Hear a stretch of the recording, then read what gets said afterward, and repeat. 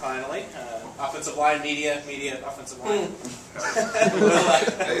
We'll open it with two ways. We'll open it up to your questions. Well, Michael, start about, you guys are back to work this week. Obviously, it was a huge weight off the shoulders to get that thing finally done. What's the mood like now? How hard was it to move on and kind of refocus? Mood was real positive, real energetic. Like, it feels good just to walk around and finally get that monkey off your back. And now everybody knows at the same time that we got to get right back to work so we can get another win. We just don't want to stop at one win. Was it hard to refocus after all that? Not so much as hard, because we may have been minutes since we won, but we know how to act like we won, if that makes any sense. So we know how to get back to work when we need to. Sean, how different did it feel yesterday and then today, just being back in town and being back around, as opposed to in the last season and a half? Well, it all started when we got back to the airport, Conway Airport, and all those people there celebrating. That was just crazy. That meant a lot to me, and I know it meant a lot to the O-line. So then everybody in Bowling Green seems to be just a little bit more happy, I think. Did you guys expect that kind of crowd? I mean, were you surprised? Did that take you back a little bit? I had no idea there was going to be a crowd there. So, I mean, it was definitely a great feeling to come back and know, we had all those supporters. It was a good surprise. What went into the decision of, I guess, boycotting, talking to us? I mean, when was that decision made, and when did you guys decide that that was something that collectively you wanted to do? That decision was made during camp, during fall camp. We just decided that we need to stay focused on our goals, which was to win the Sun Belt Conference, and first to get that monkey off our back of being 0-26, and go ahead and end that streak. So we just decided we didn't need to talk to anybody right now. We didn't have anything to talk about, really, because we weren't ready to talk until we got a win. Has it been a bit surreal? I mean, for 26 weeks, you guys have come in on Sunday and Monday after a loss. I mean, did it take some time for this to kind of almost all settle in for you? Yeah, but at the same time, it hit you pretty hard. As soon as that clock said 0-0, I think everybody is just filled with emotion. It just felt great to everybody. So as an O-line, did you guys feel like you dominated as much as it kind of looked? I mean, were you pretty pleased with the way you guys were paving the way for the runners?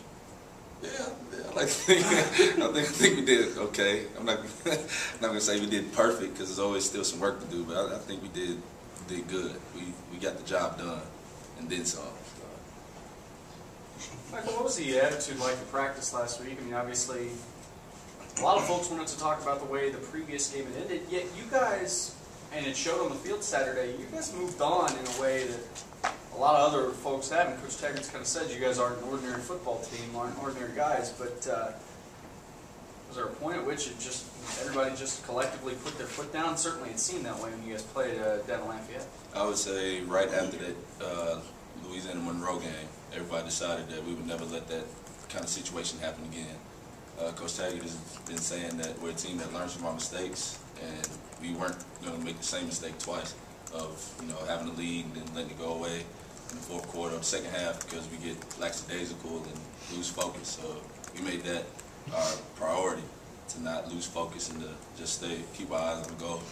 As a senior and veteran, was last week time for you guys as upperclassmen to kind of take it by the reins as players and say that the coaches don't do so much, and it seems like you guys as a group of veterans kind of took over and said that's that. I would say the seniors did have a huge impact on me myself. The other seniors impacted me as well, because we all know how important it was to each player and each senior to get a win. So we all wanted to just do it for each other. We weren't doing it for ourselves. We were doing it for our family, football team.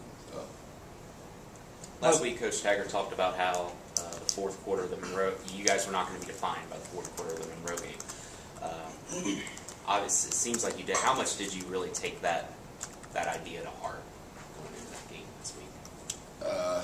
I'll be honest, I thought about that the whole game, because I just remember how I felt in that fourth quarter, looking up at the ULM game and seeing 35-30, knowing that we had a huge lead before that, it was heartbreaking. So I thought about that the whole game. I just thought as soon as the fourth quarter came, we would not let the fourth quarter get away. that was one of my main priorities, to not let that fourth quarter go. Me as an individual, and I know as an offensive line and as a team, everybody was just focused on not letting that fourth quarter be the way it was the week before. Sean, I think at one point the fourth quarter was like 40-14, something like that. Was there a point where it finally started to sit in that you think maybe this lead was safe, or was, I mean, it's a big lead, 40-14, but I'm guessing you guys were still, that wasn't enough. Well, myself, I didn't get to that point where I know we're winning until Coach Tacker on the sideline said, I think it was around 2 minutes, he said, y'all can celebrate now. I think that's when it really hit me that we won. Adam, you touched a little bit on the reception you guys got when you got back. Since you've been on campus, today and yesterday, what's the reception been like from your peers and classes, those types of things? Everybody's in a better mood around campus. Everybody's coming up to you, giving you high fives, smiling, just got that energy on campus again. Used to be oh, y'all almost had this week or whatever, but now it's, everybody's coming up to you, congratulating you, and it's a good feeling. Michael, Willie said, at the beginning of the season, he kind of broke the season down into two parts. The first 4 games was one, then Sunbelt's a second. Do you feel like a third season's maybe starting now that you've got all that behind you and you just kind of start fresh moving forward? In a way, just because we finally got that first one out of the way. We finally bust down the door of the house of the football guys, is what Coach Taggart would call it. So we finally got that out of the way. So now I think we got that first little taste of a win. So it's pretty addicting. So I think we're going to keep it moving. How good a practice was last week in terms of putting something behind you and focusing on a new goal? You talked about the fact that you guys finally, you kind of feel like you knew how to win even though it hadn't happened in a while. Like I said, how good a practice was last week in terms of putting one game behind you and being able to focus on another?